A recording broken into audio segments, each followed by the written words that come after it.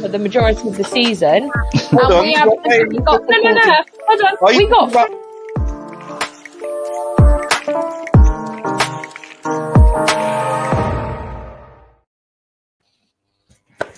People, welcome back to my channel.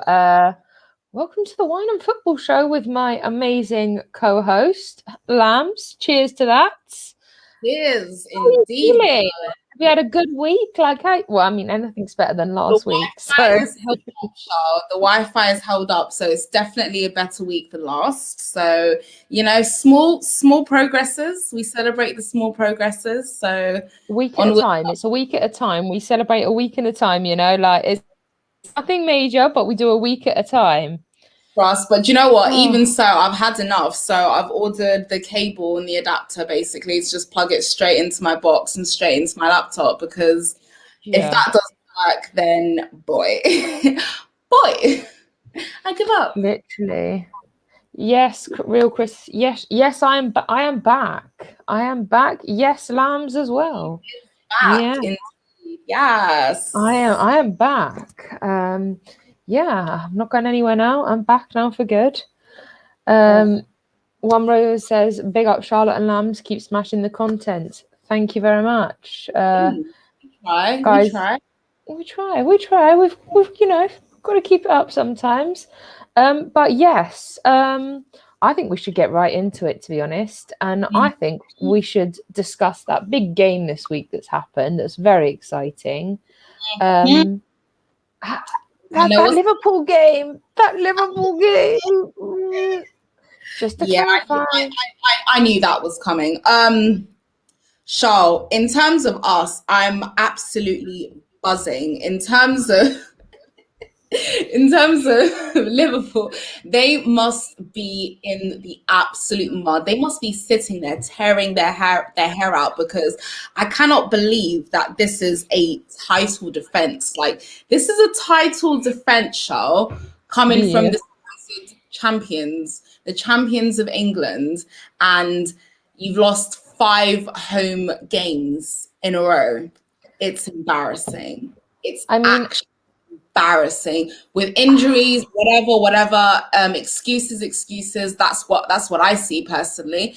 It's just not good enough. It's really not good enough, because we could have used that excuse at the start of the season. All the players we signed, none of them were even really fit all together at the same time till about December even. And even so, we had like an incompetent manager. It was clear to see at that point. So excuses. I don't buy it. You're crap. Simple as. I don't even call it a title defense. I don't call it a title defense. You actually can't call it a title defense. I'd love to call it a title defense, but when you're starting your season with a 7-2 loss at Aston Villa, it's not a title defense. It's not. Like, Liverpool are breaking records.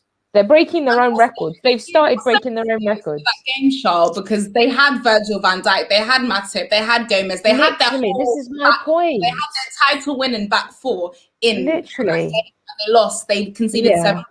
What's your excuse? Yeah, big up to Strip Bear. She's in the chat. She says, enjoy the Arsenal score. We have today. Don't worry. We have. Do you know what I'm doing? I'm literally like sharing the stream as well. Yeah. We need Haaland. Lambs, give me your opinion on that. Do we need Haaland? Hold on, before you do that, Laurie says, ladies. Big up to Laurie. Supporting everybody. Torstein, he's a Chelsea fan. He says, good day, ladies. Hope all is good. Real Quest says Leicesterpool. That's what they are now. Facts. Laurie says, smash the like button. Are they not? Leicesterpool are drunk this season. Do you know what it is? Before we'll go back to the Arsenal score in a minute, and we'll go back to the Haaland thing in a minute. But what Liverpool have problems at the minute, because you can't blame injuries. Because do you know what? If you take away their injuries, they still have a good squad. It's not like they have the worst squad in the world. They just don't know how to. They're just not turning up. If you're telling me Salah and Mane and Firmino are like, they're not like Salah and Mane aren't turning up. So don't come at me and say, "Oh, we've got injuries." When I see him get subbed, oh my God, Charles. I was laughing because I was like, this is supposedly, right, your best attacker, your best striker out of this supposed lethal front three, because he's the only one that seems to be turning up for them here and there this season. Literally. And the fact that they had to sub him off first in our game against us just says that Christensen and Rudiger, more so Christensen, did such a good job in nullifying this guy, not even allowing him time, space to get a shot off on goal. And it was brilliant. And in terms of our players, our defense, I couldn't have asked for a better performance. I really couldn't have. And again, I'm starting to eat my words here, Charles, because I know me and you have both been quite critical of Rudiger, Christensen, and rightly so, because in the past they have showed us that they have been open to criticism. But since Tuchel introduced them to the squad, I can't lie, I'm finding it really hard to kind of say a bad word against them because, you know, apart from the goal against Villa from Rudiger, which I seem to have slightly started to get over now a little bit, I've been really impressed with their performances, and our defensive performance as a team under Tuchel has just been phenomenal. I'm actually so impressed, to be fair. Laurie says, alarms, I'm still playing ball but can't see shit, too dark without my specs. Real Chris says they can't blame injuries. I literally just did the same before coming onto the stream. Ask Charles. Literally. They can't blame injuries on what they should. They should be top 4 this season. Facts. Liverpool should be top 4. Christensen is so good. Yeah, and this is my problem. Now, I've struggled when Rudiger and Christensen came into this team. I said this when I was doing my preview. I was struggling to contradict it, and for me, especially Mount as well, when Mason Mount kept being put in the team, for me, he was consistently average with Lampard. For me now, he's consistently great with Tuchel. There's a difference. Now, I would say great, because he's that level, but he's better for sure. Good's the right word then. Good. He's proving himself, and he's showing all these people that he is capable. And Christensen and Rudiger are doing the same thing. I know we're only 7 games in, and I need to give it more time, but I'm happy with what I'm seeing. I think I'm not going to make any rash decisions and take back anything I've said, because I think we need to see to the end of the season. We have to remember Tuchel's only been in for 7 or 8 games. So, we need to pipe down a minute, calm down. Let's not get too high. I don't want to get too hyped up. And but then, he's been in here, Charles, for a month and a half. We've actually faced some serious opposition. I know. As well, and he's done quite well. We forget the fact that we're undefeated, and that's a big deal compared to the amount of goals we were shipping. Our defensive Lampard.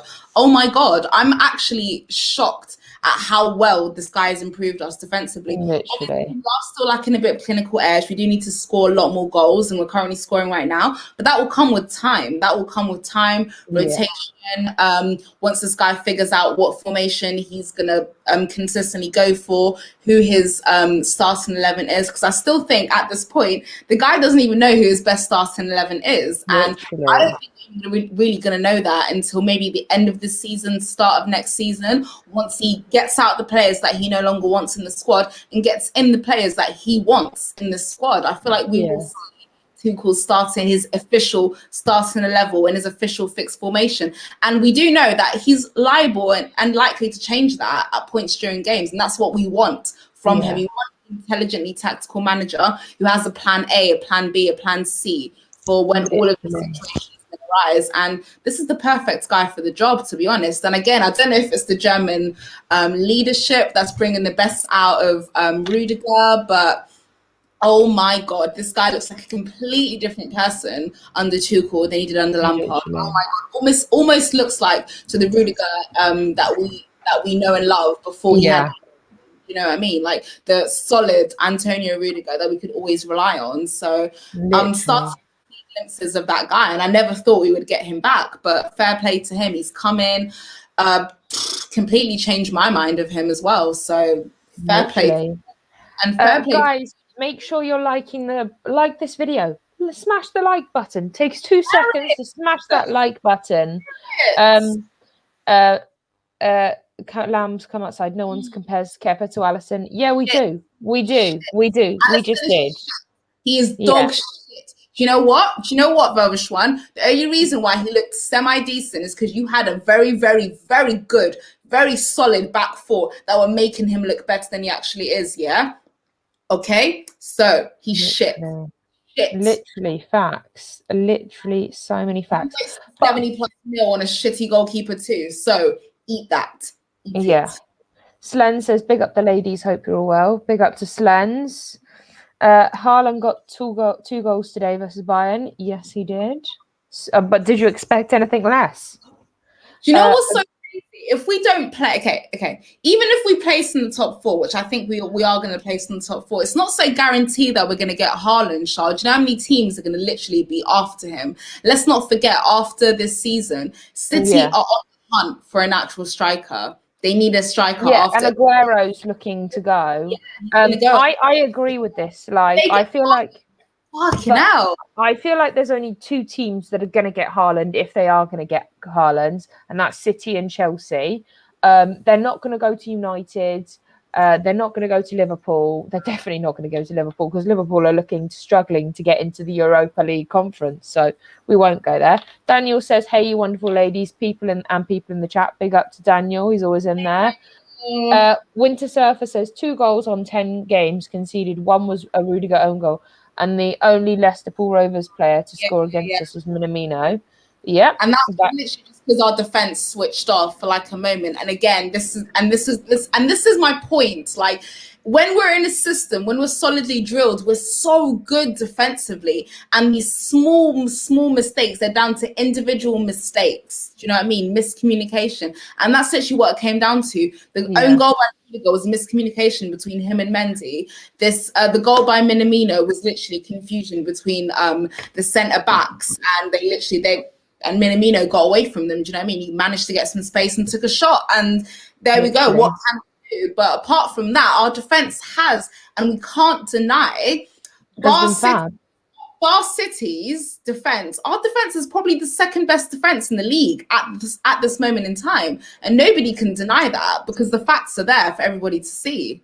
I think the second Champions League game is going to be where people actually who are still doubting actually turn up and they're like, yeah, no. Because like the problem is that like people are like, okay, yes, we should have beaten Man United. Facts. We should have. We didn't. Like, we've had this finishing problem for a long while. It's not a new story to any of us Chelsea fans. It's really not. Like, we all know we have, like, we can get the ball in the box. We can cross the ball. We can pass the ball. Like, the problem is getting more than, like, 1 goal or 2 goals. Like, we're pushed to getting that second goal. If it's 1-1, we are pushed to that. So I think that's our problem, is our finish. I don't think we have a problem with anything else. We're turning... Our midfield is, like... I was on a preview for Everton, and even Everton fans are worried about our midfield. And especially if Jorginho and Kovacic are playing, like, they're our best pivot at the minute. And like, they are our best pivot, but let's not forget, like, Kante is one of our best intercepting midfielders as well. Like, if you get the ball and Kante is there, he's going to be like, no, sir, that's my ball. And he's going to take it. And that's what I love about Kante. That's what I love.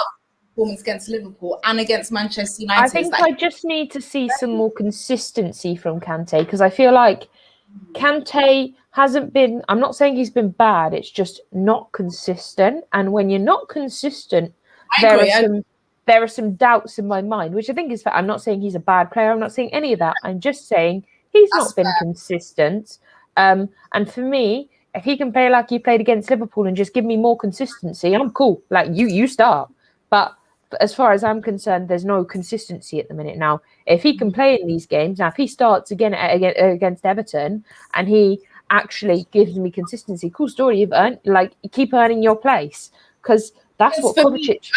I would really rather Kante against Doucouré than I would Jorginho against Doucouré, to be honest. And for that are fairly obvious. I feel like Jorginho would get bullied off the ball by Doucouré, whereas Kante would not. Kante would bully Doucouré for the ball.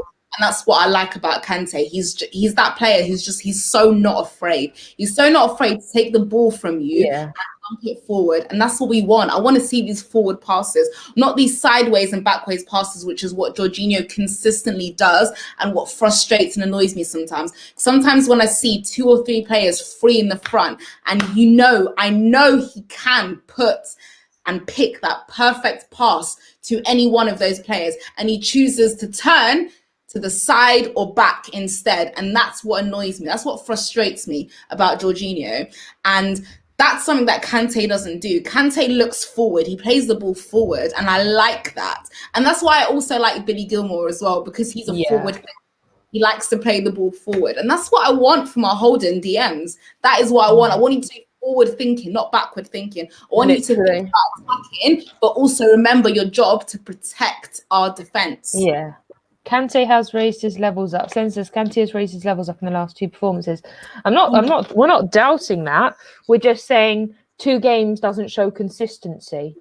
I just want some more He's just come back from injury. The fact that he's slotted in so perfectly to come back from injury with the amount of players in contention for his position as well. I think it's very, very admirable how well he's come. I think the problem is that Jorginho and Kovacic have been proving their worth since Tuchel's come in. Like Kovacic has been a changed man. Yes, he's had a couple of bad games. We're not gonna you can have a couple of bad games, but he's had when the minute Tuchel came in, Kovacic became a changed man. A different Kovacic, and I think that's very interesting. Can we address Lenz's second comment about his positive pass? I'll be honest, ever since Tuchel came in and worked on our shape, Georgie's passing. Do you know what? I have to agree, because hold on 2 seconds, guys. We have a very special guest coming in with us. Moyo from Gold Diggers. Hey. Welcome. Thank you for coming on. Thank you. Thanks for having me. You're very welcome. We're just discussing a little comment about it says Lambs, I'll be positive. Ever since Tuchel come in, worked on our shape, Georgie's passing has been positive. I agree, because me and Lambs have said this from the beginning of the season. We were not happy with Jorginho. I on my list of players to leave, I was ready. He was ready to go. I was done. I was like, he doesn't fit. He just wasn't suited. However, I take that back. I take that back now. I'm gonna take that back. Yeah. I hold my hands up when I'm wrong, and it was just the wrong manager. He was being played wrong. He just wasn't.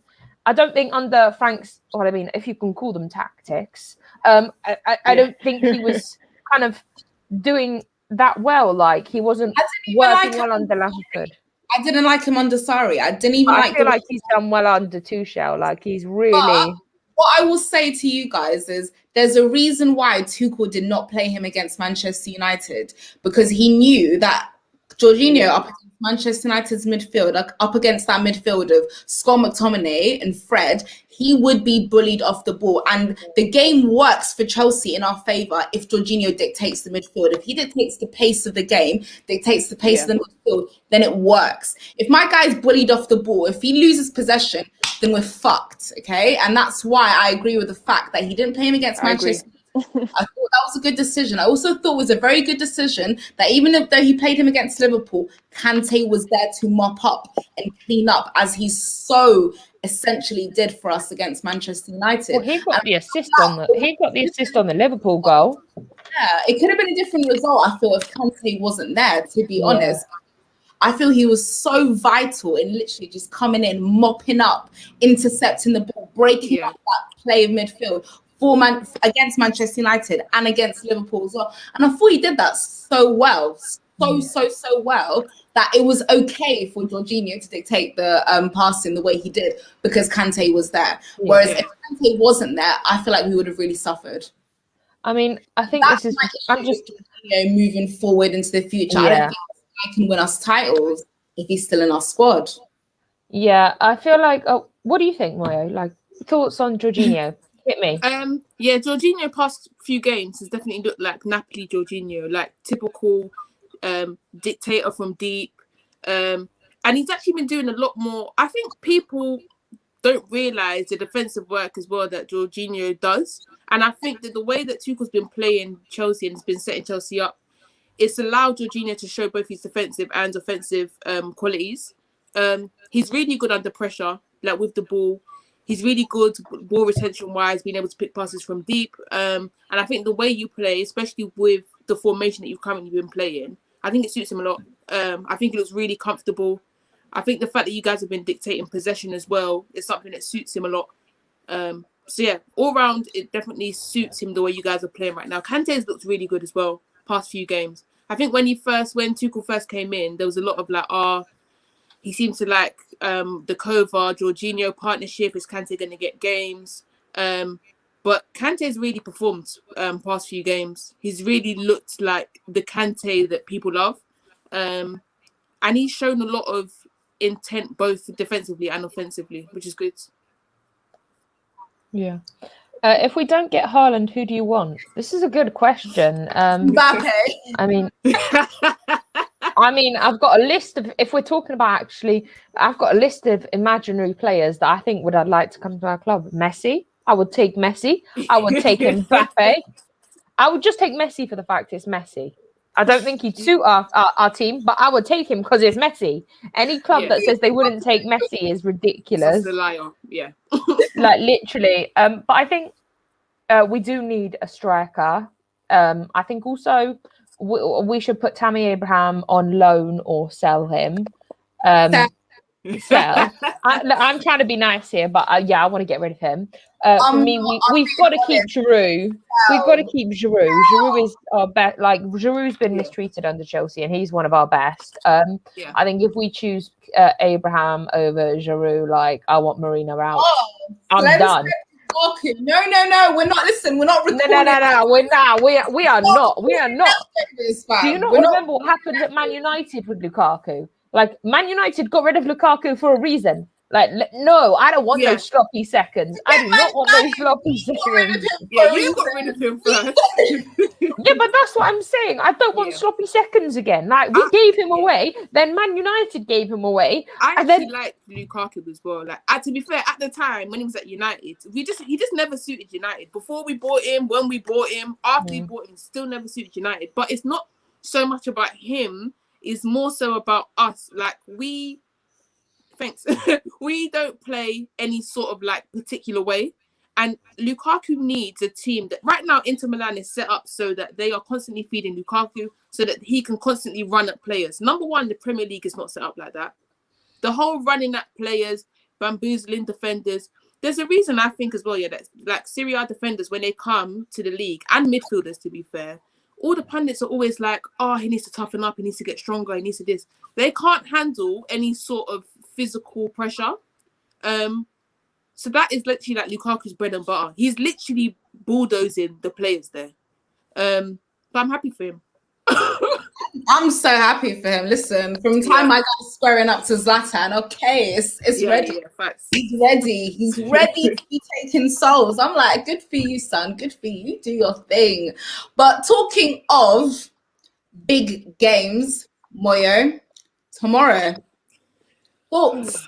Yeah. Thoughts? We're not scoring. We ain't keeping a clean sheet. We're losing. We're getting slapped. Whatever words you want to put there is what's going to happen. It's attitude already, Moya. Some we're getting slapped. Like all you have to do. I think Man United fans are going to be drinking at like 11 a.m. in the morning. They need to get through this. I suggest United fans start drinking from today, to be honest, because it's gonna be bad.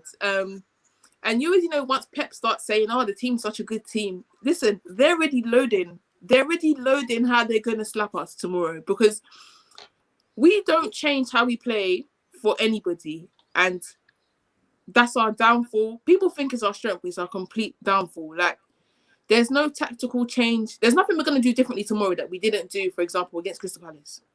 It's all the same. We have no way to like break down teams, and the thing is, City already have a good defense. So regardless, Pogba. Did you say? Yeah, any news about him? Yeah, he's not back for tomorrow, so it's either way. So but I think the problem United have is that City are now getting goals for fun. They're not getting goals because they have to win. They have to win these games. They have to get these goals to win these games. City are now getting goals for fun. Yeah. Like I they're 21 feel like 21 games unbeaten. It pisses them off. Like, Yeah. if, for instance, Arsenal didn't score against them, so they just kept it 1-0 in it. Yeah. Wolves tried to equalise. Was it Everton that also tried to equalise? And Yeah, City. that's when the floodgates open. Yeah. Yeah. But this is my problem. The minute 3 goals, they're not having it. Yeah, Almost do you know what I think the problem is that even if they Oh. get the first goal and then Yeah. you guys get an equalizer, you're done. Like Yeah, if you can't even, like, United can't even think about getting an equalizer. You Yeah. just got to leave it at 1-0. You Yeah, have yeah, to leave it at facts. 1-0 and you just got to defend, because you know that if United get a goal, Yeah. City are coming. They're gonna dig United's grave and Yeah. like bury you guys in it. Like it's like something sets them off. It's like a trigger. You Yeah. get a goal and they go in at half time and Pep's like, how bloody dare you let them get Yeah. a goal? Like Definitely. he's like some old man telling a kid off, and then all of a sudden, like this City come out and like you're like, shit, nah, sorry, I'm gonna just run. I'll see you later. No, thank The you. only time I think a why team. do you guys not give him a chance? Like, I feel like that's another option for a creative option, and which is, I feel like what you guys Who's this? Sorry. really lacking is creative option, and Donny van de Beek can provide that. I agree. To be fair, right now he did get, basically, as soon as McTominay got injured and Pogba was already injured, Van de Beek got injured himself. So then there were problems. But at the same time, even if he was fit, I'm highly certain Ole wouldn't have played him. Ole, I'm not even joking, has been scarred by that 6-1 that we suffered against Tottenham. We are not going offensive ever again. Like, that day that we got beaten 6-1, the midfield was Matic, Bruno, and Pogba. We got slapped 6-1, and Ole said, that's the end of that midfield, forget it. Like, if you think I'm playing that in the big game again, you can forget it. But it makes no sense, because that was the midfield that we were using last year. And we had a pretty decent big game record under him. Matic was so solid, I thought, guys, on the back end of last season. I was just like, wow, it almost looks like the Matic of old, like the Matic that we let go from Chelsea, that very solid, like, he looks really good. Very solid. And I'm just thinking, like, I just don't understand why, when you're lacking these creative options, why Ole isn't considering this guy 35 mil from a very, very good Ajax team. An Ajax team semi-finals, almost to the finals. I mean, you say Ajax, they mugged us off with Ziyech. Like, he was definitely he. Do you know what? He was one of those like wrapped up candies, and you think they look really good, and then you put it in your mouth, and you're like, nah, done. Take it out and put it in the bin. That was Ziyech. Like, he was so hyped up, and he's just done nothing. Yeah, I do think, that league. I don't know. There's something that, like, I think being in that league teaches a player a lot about like game intelligence and stuff like that. But there's something about the lack of intensity in the league that when they come to the Premier League, it does take a lot of adaptation time. I think defenders have found it easier coming from there to Premier League, but I feel like attackers and midfielders are the ones that have struggled most doing the switch from that league to the Premier League. But even before Van de Beek got injured, another person who I thought should have been utilised more by United was Mata. But like I said, Ole doesn't like good things. So that's actually it. Like, we're struggling for creativity and we need a goal. Can I ask you a question, Moyo? Do you feel like Ole has a certain identity that he plays with when He literally has no identity, none. And you can tell as well, because when they ask him about what his identity is in games, he's always like fast paced, and that's the only thing he really says. But then you watch us as well, and you see how slow the passing is, and it's like, are you sure our identity is fast paced? It's like we literally look the opposite of what he says, and you can just tell the players, like, once we don't get the first goal, or once like the space doesn't open up for us, because the thing is with us, the way we want to play relies on us getting the first goal. If we get the first goal in games, then the team that we're playing has to really open up and attack. But the problem is we're not scoring the first goal. We're not scoring goals. And our defence is a bit leaky. So it's a lose-lose, to be honest, from top to bottom. I mean, I really want to know what Charles thinks as well. But who do you, in your opinion, think Man United's best centre back pairing is as well? Because If everyone was fit, I don't think Maguire makes into that equation. I think it's Lindelof and Bailey. Yes, same. I think we're not going to see that. Like, honestly, we are not seeing that lineup unless we're playing Europa League in a game that we're already 5-0 up. So you can literally, fans can forget about that one ASAP because that's not happening. Maguire plays every game. The only reason he didn't even play the last Europa League game was because he was one suspension away from. I mean, he was one booking away from being suspended. Yeah, I mean, I think it's the stubbornness because they know they spent this amount of money on this guy, so they're so determined to make it work, even though they know that he doesn't work best with any other centre back pairing, and the other centre back pairings work better than he does, and it's just again the stubbornness because they spent all this money. They're like, oh, we have to play him. Maguire work with somebody else, and it's just the stubbornness. I feel like what's costing you because he's not as good as they made him out to be, and they have to face facts and reality, and they just can't seem to face the fact that it's just not working out. It's just not good enough. Yeah. But listen, we spent 70+ mil on a goalkeeper, and we've come to terms with the fact that he's obviously not good enough. Yeah, and that's because your owner cares, though. That's the difference as well between an owner that cares, like. Chelsea, and Mr. Ed Woodward, you don't know anything about football. The way Chelsea is set up, if they go a season without winning anything, they're already thinking about, all right, cool, who are we bringing in to make sure that this doesn't happen again? We've not won a trophy since 2016. Yeah, 2016-17 season, I think it was. Since Jose. Yeah, and that was in Jose's first season, by the way. Yeah. We've not won. We didn't win anything in his second season, and we didn't win anything in the half of the third season that he had. So yeah. I mean, I think you guys have really had it tough, you know. I think you can hype Ole up for everything he's done, but I mean, trophies speak louder than anything else. You 100%. You can get top 4 all you want, and you can get Champions League, but when you don't have anything to show for it, does it really matter if you get top 4 or not? Yeah. And I said this. I was having a conversation with some Man United fans, and I said my choice was: would you rather have top 4 and get Champions League and be uncertain of a trophy, or would you rather just go for the Europa League, get a trophy and get qualification for Champions League? That's 2 things that you guys need: a trophy and Champions League. Like, what more can you want? Like, I know I'm not being horrible, but if you have to miss out on top 4 to get a trophy and Champions League, like, is there more of an issue with that? Because I would take winning Europa over getting top 4, but the actual problem is that we are bottle jobs, and if we decide to neglect the league, we will also not win Europa. The way we're set up right now is that Ole has created a further team of bottlers. So we've been in 4 semi-finals under him, and we've lost every single one. Yeah. So I'm not putting any faith into. We can't be in a position where we're resting everything on said trophy because we don't know.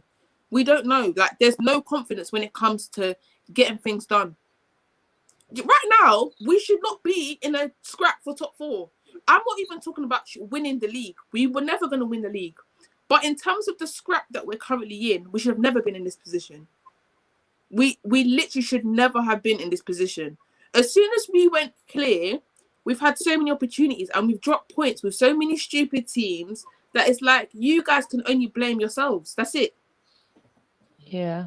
No, I think, I think the problem you guys have is that there are several issues.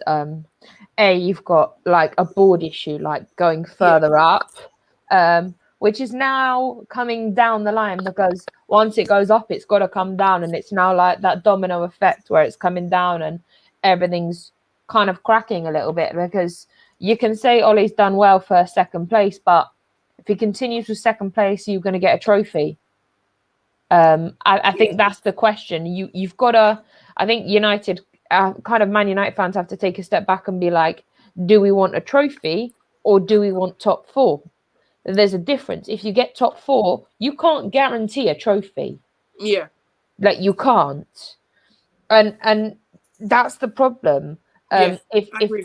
if you go for a trophy, at least you've got a trophy. That's something that Ole can show, because United will want a trophy. Like Yeah, Ed Woodward wants this trophy. Like, and you kind of have to figure out which route you want to go down. I think either way, Ole's still going to get judged, even if he gets a trophy or if he gets top four. I just don't think anything's going to be good enough. But for me personally, if I was a fan, I'd want a trophy over top four, because at least I know with the Europa League, and you guys have a great shot at the Europa League. Like, at least I know with the Europa League, I get Champions League as well. yeah. So, like, the issue shouldn't be like focusing on top four if you can get that with a trophy.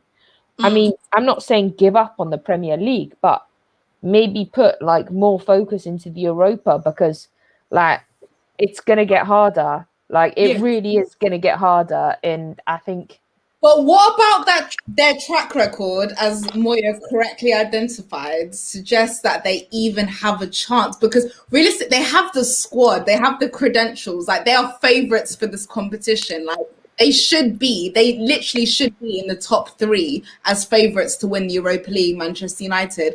But the fact is, they can't progress past the semi-final, and that's to do with the manager in charge, because the squad has shown themselves to be good enough to break through and win other finals, other cup finals, the Europa League finals, stuff like that. Yeah. But they haven't been able to do that under this manager. That's 4 semi-finals that Moya correctly identified he's been knocked out of. That's 4 opportunities for a trophy that Manchester United have missed out on in Ole Gunnar Solskjaer's tenure. That is not good enough for their reputation as a club. also think how many times have we said They that? always win trophies. They always win something. Yeah. And these are trophies that they should have won that got away from them.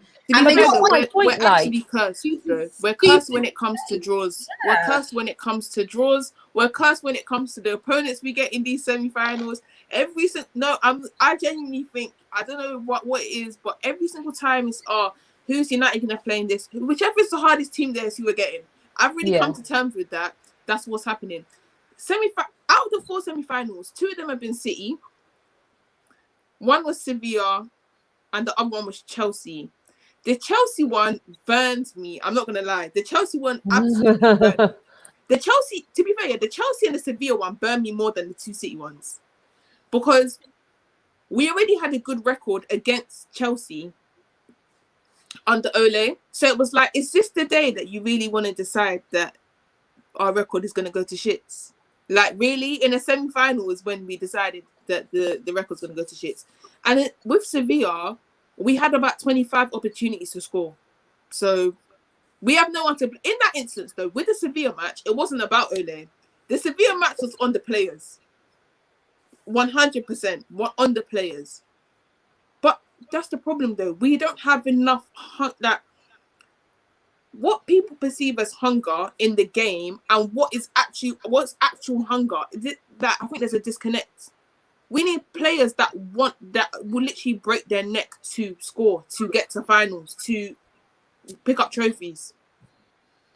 No, I agree. I think your problem is that you've been in so many semi-finals, and it's kind of getting to that point now where how many times can you fail at the last hurdle before something needs to change? Yeah. I'm not saying it in a horrible way, but it can't carry on like this. For me, you need a trophy, and I think the semi-final curse needs to be... Ole needs to put that to rest. Like, he's got a chance to get to semi-final. He can beat Leicester. Guy to take you to the next level, Moya. No, of course not. No way in hell to go. No, Ole's just there to bring... Look, all he's done, and well done for bringing it, is good vibes within the camp, and that's about it. That's about as good as we're getting. He's got people feeling good. The club want me. I've got someone that believes in me. That's all well and good. Now, the next level is who's going to bring us trophies? Who's going to have us actually competing? I just want to point out this comment. Strip Bear says, if United lose and we beat Everton, we are 1 point behind them. Yeah, we're pissed. That's how close it is.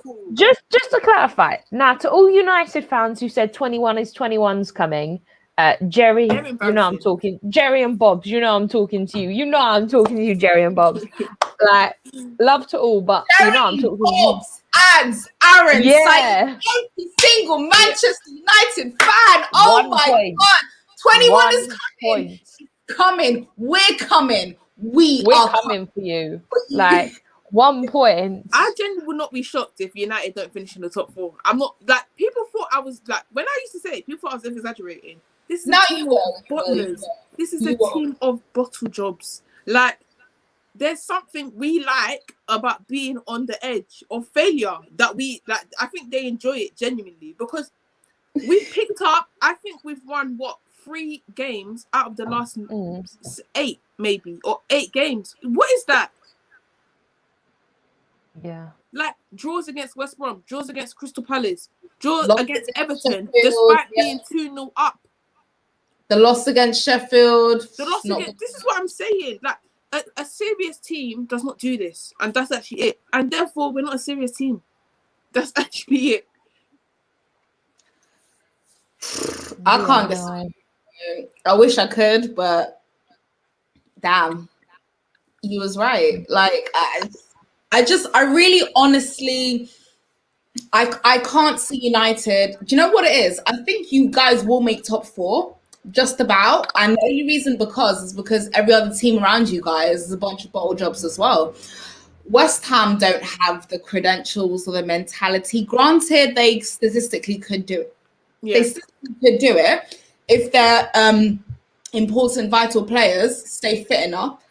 They could do it. Yeah. Leicester, they've got all the injuries to all the vital players we knew they would eventually get with their lack of squad depth. So they're due to bottle it quite soon as well.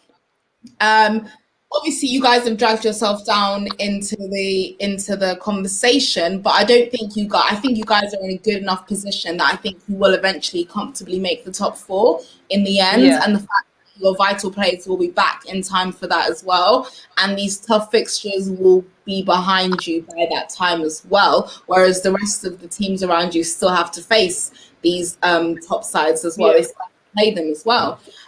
So I think you guys kind of have an advantage. You can get through that. I feel like you have no problem making the top 4 quite easily. But it's to that second point. It's to that point as United fans where are you going to win something? Is something happening this year? You're still involved in 2 other competitions other than the league, which you should realistically be in with an equally good chance of winning it as anybody else involved in the competition. Yeah. But he's really rating you guys highly because teams like City, Chelsea are still in it. Even in the Europa League, people are not rating you until after this AC Milan fixture. But really and truly, they should be because you guys are favourites. And why are they not rating you? Again, experience, mentality, bottling, the manager. Does he have the credentials? And in my opinion, I don't think Ollie's the guy to take you guys to the next level. I think you have such a good squad. You need to do everything you possibly can to hold on to Pogba and try and get the fans that are saying get somebody on his level. It's ridiculous. Are you crazy? Ridiculous. I will happily give my right arm for Pogba to be in my squad right now. It's literally ridiculous. Like the people that are saying Pogba needs to go, they need to be ashamed of themselves.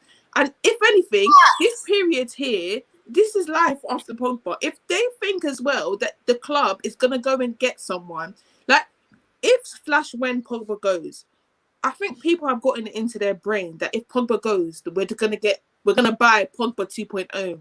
We're not, we're gonna buy Fred 2.0 and everyone will learn their lesson. That is literally what's gonna happen. Pogba is by far our best player. People look, this is not a slight on Bruno.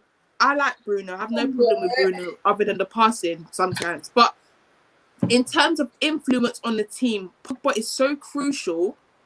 It's so crucial to, first of all, Bruno getting the ball. That's what people don't understand. Bruno getting the ball in dangerous positions. Pogba is so crucial to that. He's so crucial to switching from defensive to offensive. He's so crucial to the middle.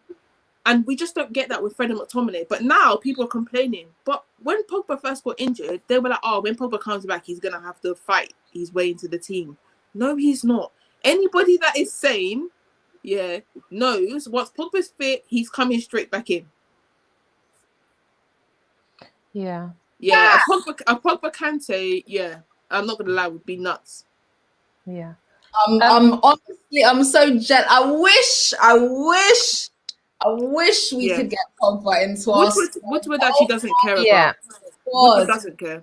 He doesn't care. Guys, make sure you are liking this video. Smash the like button. It takes 2 seconds. 2 seconds of your time to smash the like button. 2 seconds. It's free. It's free. That's the important thing here. Yeah, it is free to do. Doesn't cost anything. You just press that button. Like, it doesn't cost a thing. Make sure you smash it. Woodward doesn't care. He just wants top 4. Yeah, he just wants that 40 million that you get for qualifying for Champions League. That's about literally. This is Moyo. Is this not Arsenal mentality? Yeah, it is Arsenal mentality. In the back end of Arsene Wenger's tenure, just qualify for top 4, bro. Yeah. Standards a drop. Not good he cares enough. about the 40 million for qualifying for Champions League. He cares about Instagram followers. And he cares about TikTok. That's so Pogba again. We will. No, I know, that's what's so funny. People, I saw someone say, if Pogba goes, then you get Grealish.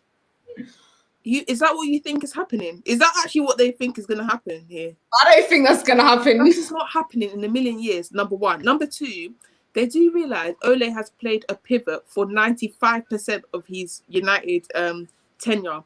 In the pivot, is that where you think Grealish is going to play? Like, sense does not prevail amongst United fans. I can just say that for free. It doesn't. We are not buying a Pogba replacement if Pogba goes. We are going to pick up the scraps from God knows where, and they're going to wrap it up as if we've done a brilliant signing. We're not getting anybody lit. I promise you that. Yeah. Just look at the whole debacle in the summer about Jadon Sancho. This whole Jadon Sancho. Did they get him? No, they didn't. No, they didn't. The club is so all of that hype, all of that energy, all of that, oh my God, was for nothing, was for absolutely nothing, was for literally like a 35-plus-year-old to be wearing the shirt that this supposed mega signing of the century for United was supposed to wear. But they let that deal go through. So if he was such a vital, important player that was going to contribute to their future, why don't they just buck up themselves and pay the cash? Because you know what they're asking for. And if you really believe that this guy is going to change your squad, then put the money down and get Sancho, right? But so what? It's your boy Bits and Bobs. We're actually in the mud. You've actually you've just come in at the right time, you know. We were just discussing that 21-21 that you said was coming, you know, that 21-21 that you said that was coming, and I've got some questions. If you lose to City tomorrow and we win against Everton, we're 1 point away from you. Like, talk to me now, Bobs. Come on, let's have a conversation now. Good evening, everyone. So what? It's your boy, Vincent Boss. Listen, first of all, can you guys hear me? Yeah. You've got an ally in Moyo. No, don't worry. I'm gonna come to her because she knows I've been tracking her. I'm gonna come to her. Don't worry about that. I'm gonna come to her. No, listen. Do you know what? Yeah. Do you know what? Let's talk about now, innit? Let's talk about now. So right now, it's a nice evening. We're in spring. Everyone is healthy, looking vibrant. It's looking like Christmas has came early for me right now, looking at you lot. So do you know what, yeah? Let's not trouble ourselves talking about football. You know what I'm saying? You know, what are you lot sipping on? Do you know what I'm saying? Like, why are we talking about Man United? We don't need to talk about Man United. Are you afraid about the Manchester derby tomorrow? I ain't afraid of nothing. What are you talking about? What? Because they won a few games in a row. What are you talking about? What? Listen. Do you know what's going to happen tomorrow? It'll probably be a draw. We beat them. I'll tell you that right now. We'll probably beat them. This is Ollie. This is what Ollie does. Okay. I'm not co-signing that. No. You know what? Yeah. There's 3 things that can happen right now. Yeah. to going tomorrow, it could be a massacre. Literally, like I'm talking Curtis Jackson, 9 shots. It's possible that could happen, and then we could draw, or there's a very slight chance we could win. Now I'm a realistic man. Tomorrow's going to be a long, long day. A long day. Long day. Let me not lie to you. When you wake up, you thank God, and then, boy, when that game comes around, boy. Yeah. But listen, the funny thing is, yeah, like, it's no embarrassment if we get beat because they've already won the league. Like, it is what it is. It's just that the context is that they were behind us when we were top. And I know Charlotte was like, yeah, 21. I was saying 21. I said it with my chest. I'm not even going to lie. What? I'm here. And what? However, do you know what I'm saying? The players obviously weren't moving with my energy because I was telling people what I was going to wear when we won the league. I had the red Stony. I was going to wear my black Nikes. Like, boy. Next year, Bobs. There's always next year. I patterned the whole outfit when we were going to win the league. Do you know what I'm saying? But listen, do you know what? Man United, it's a funny club right now. We're run by a bunch of idiots. Yep. And we've got a bunch of idiots playing for us as well at the moment. So do you know what? Yes. Seatbelt on. Enjoy the ride. Let's be surprised together. Do you know what I'm saying? Yeah. So, yeah. And also, young lady. Can I cut you guys? Can I cut in? I just want to pose this question to Bits and Bobs and Moyo. If you guys could choose who you could expel from your squad, so from the Manchester United squad, not even just the first 11, because I'm personally not even sure what the first 11 is. But if you need to get rid of a couple of players, who's going out in the summer? A couple. If it was my choice, it's a couple that would stay. The rest could go. We're listening. Go ahead. Like, tell us. Start yet. Listen. Yeah. Harry Maguire, yeah? Listen, bruv. The way you came in is the way you could leave. Trust me. Scott McTominay, I love the Scottish guy, but brother, you see what I mean? It's just not working. I will happily listen. You see Fred, yeah? I will turn up to his house, knock on his door, say, look, brother, it's done. Just pack the bags. I'll give you half an hour. We're at the airport. Wherever you want to go, open ticket. Flipping. Do you know what? Yeah, Tony Martial, my friend. Listen, 6 years. I'm sorry, mate. I'm sorry. Like, don't come back. Daniel James, bro. Yeah, Daniel James. How you position? I blame Giggs. Sorry, I blame Giggs like, that one. Do you know what that one is? That one is like, yo, my little brother plays football. Yeah. You know what I mean? I beg you, just pick him. Just take him in it. You know them ones where you're looking for a player for Power League. And your friend's like, I got a little brother that kicks ball, and it's like, all right, cool. So you allow it. Do you know what, there's a lot of them. Listen, turn up to training is peak for some of them. If I'm the manager, like Facts. The way guys, I have a question. Would you guys keep Luke Shaw for the way he's been performing? Yes, like 100%. At the minute? Yeah, for me, I wouldn't. I think. Do you know what? I think you need to reevaluate the end of the season before you make a judgment. Because if he continues like this to the end of the season, for me personally, I think there's not even a question about it. I'm keeping him till next season. Yeah. Because if you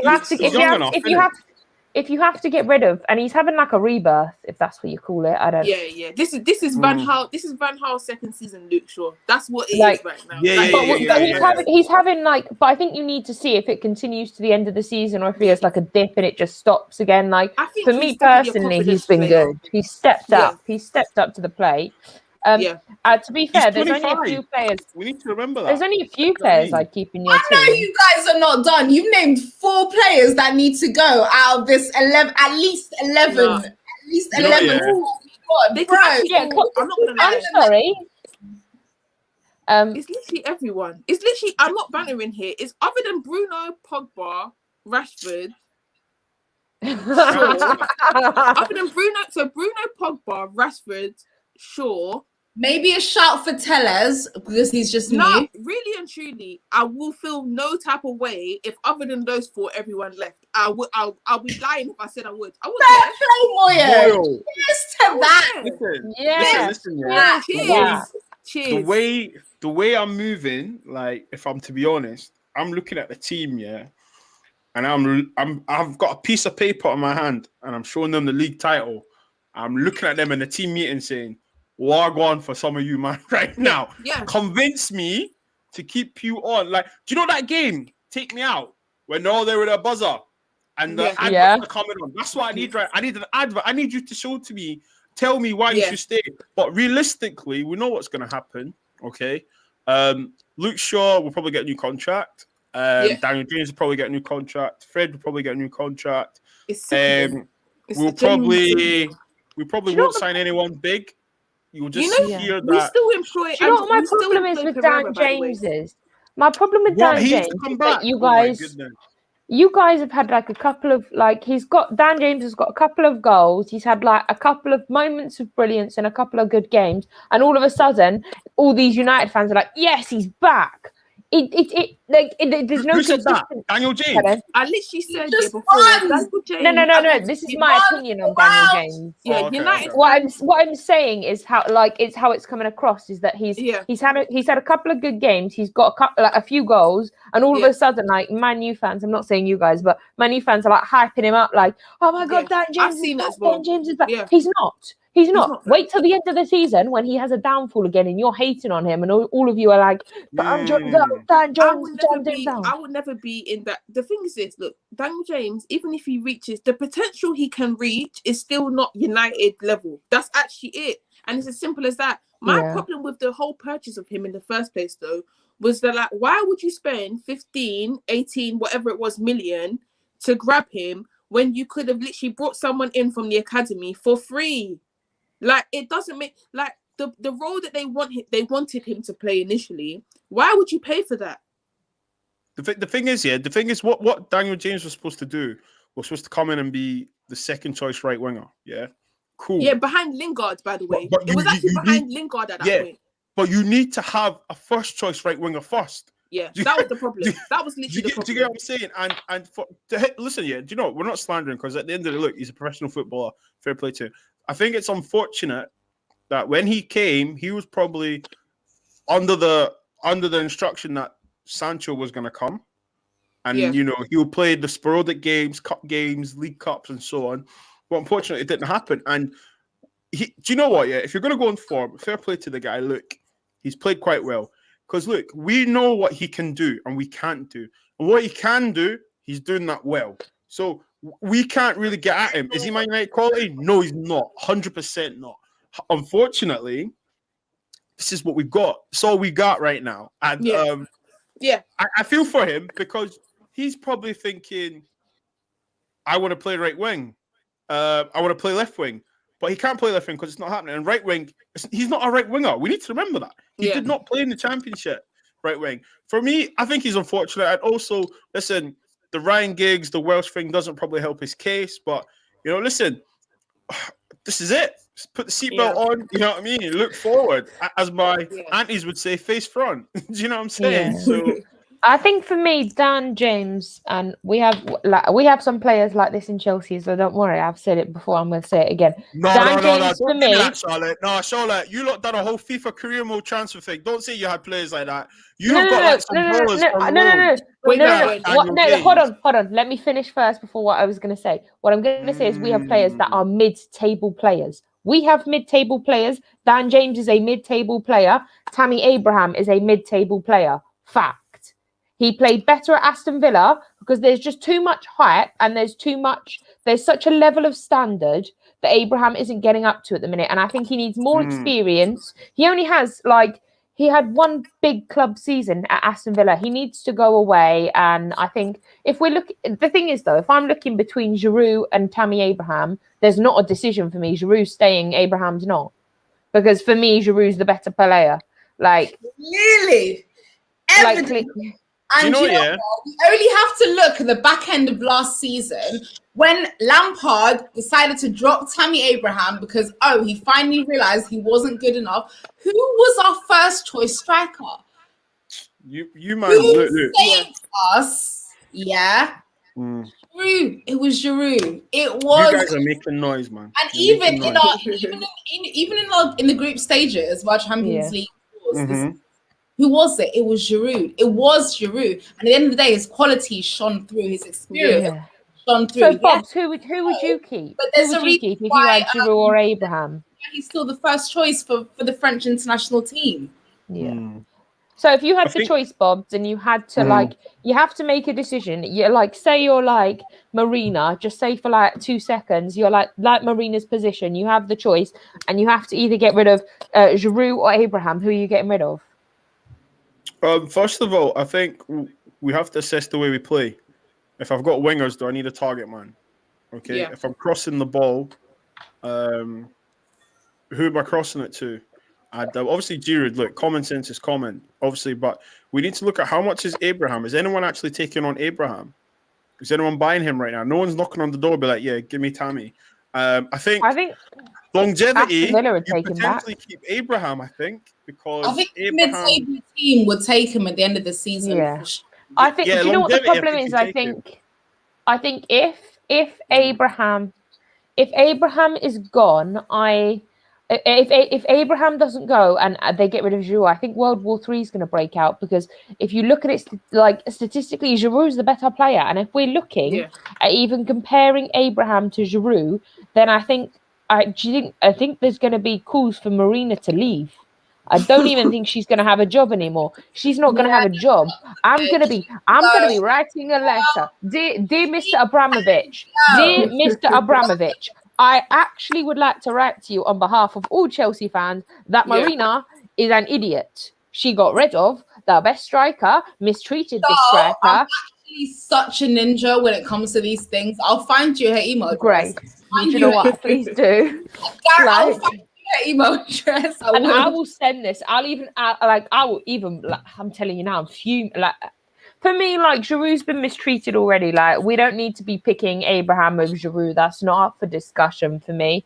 Apparently, West Ham are talking to Abraham. Cool, Yeah, I was about to say, take him. West Ham Take was where him. I think would be perfect for him. Yeah, because literally. I've I said think- Aston Villa or West Ham. Like, either one the of them only is problem with perfect. Villa, I like Villa for him, but he will not start ahead of Ollie Watkins, I don't think. Yeah, no, that's fair. I think yeah. So West Ham would literally be like, it could move Antonio back to wing. Like, yeah. Antonio's doing great in strike, and he can really play well in strike. West Ham as well can switch up formation. They can play 2 up front if they want to play 2 up front. Yeah, I think West Ham would be a good move for him. I think Moyes would know to use him. Yeah. Guys, make sure you like this video. We are nearly at 20 likes. Let's get this video to 20 likes. It seems like Rory would rather have Tammy at Arsenal. You can have it. Bro, Like, we don't care. We are giving him away. We are giving him away. Jerry says Ninja Lambs. You know them ones when you go to like a sale, yeah, and it's like everything must go. That's Tammy, bro. Everything must go. Everything must go. Let me tell you.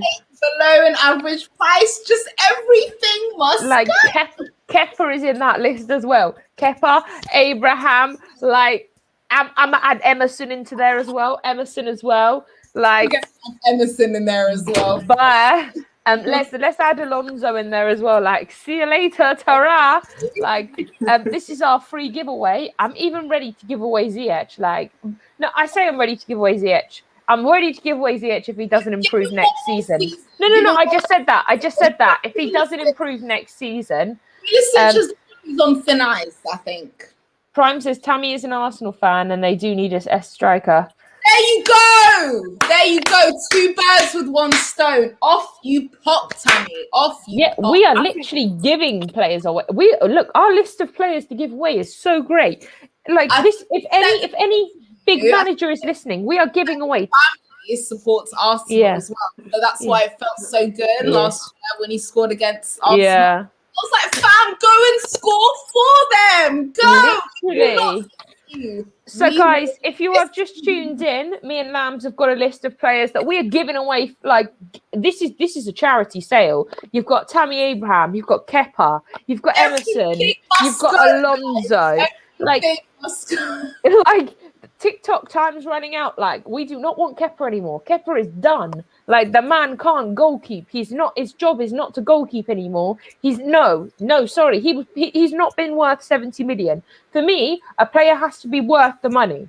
And if you're not worth the money, especially when it's such a lot of money, and you haven't proved up to your height, for me, sorry, hun. I get heart palpitations when he's on the list. Mendy up for sale, yeah. We even put Mendy up for sale because Mr. Pickle. Listen. The thing about Chelsea, yeah. Let me tell you something about Chelsea. Do you know the funny thing about Chelsea? You guys like to make noise about any kind of player. You guys brought in this keeper for 72 million, and it was like, yeah, we're gonna invest, we're gonna do this, we're gonna do that. Your man was rubbish, yeah. Then you went and bought someone for not even was even a third of what it was, yeah. Okay. Listen, I'm all for black goalkeepers, but I just hope it doesn't go wrong for that guy because we know your club has history. That's all I'm trying to say. Listen, that's all I'm trying to say. But for me, yeah, listen, do you know the funny thing about Chelsea is that, see with Tuchel, right? I call him Tintin. Tintin looks like he actually has a football brain. And it's quite worrying how within under 2 months you guys have changed. But I still think you guys just run a bit more, that's all. However, the results just speaks for itself. It's just interesting, isn't it? You know when they say give a manager a season or give a manager a transfer window? This guy just came in and said, okay, cool, this is how we're going to do it. And, I respect that. I do respect that, but you don't need to respect yourself. Just remember, we're above you, stay humble, for now, be grounded. For now, we're going to keep that here for now. Who have you guys Tammy got is next? the only player in our Everton, squad that hasn't. We got Everton. That's cool. Are you not think you're going to win? That is not cool. cool. No. I meant like that's cool. I meant that's cool. I know that we've got Everton. For me, I'm not like yes, this is like a 3-0 win. I'm not saying that. I think if we do win, it will be 2-1 and it will be very close and it will be a last-minute second goal for me personally. I think it might be one of those overhyped games that's like, oh, it's Everton Chelsea and it might just end in a draw. Like look at the Man U Chelsea game, that was overhyped and it ended in a draw. Like, Boy, you hear that? Squeaky bum. You hear that? Squeaky bum time. I'm sorry. How? You know what? Just to clarify, the only person you guys should have squeaky bum time too, because you're playing City. City's defense.